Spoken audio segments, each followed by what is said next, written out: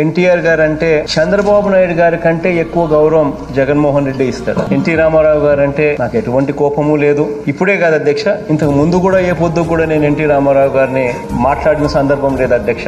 ఆయనకు వ్యతిరేకంగా ఆయన మీద ఎఫెక్షనే తప్ప ఎటువంటి అగౌరవపరిచే కార్యక్రమం ఎప్పుడు కూడా నా వల్ల జరగదు అధ్యక్ష. నేను నా పాదయాత్ర చేస్తున్న సందర్భంలో కూడా అధ్యక్ష, కృష్ణా జిల్లా పేరే నందమూరి తారక రామారావు జిల్లాగా పేరు పెట్టాను. ఇక విజయవాడ కేంద్రంగా ఎన్టీఆర్ పేరిట కొత్త జిల్లాను ఏర్పాటు చేయడం పట్ల హర్షం వ్యక్తమవుతోంది. ఇచ్చిన మాటను నిలబెట్టుకున్నారంటూ సీఎం జగన్ ని అభినందనలతో ముంచెత్తారు మంత్రులు, ఎమ్మెల్యేలు.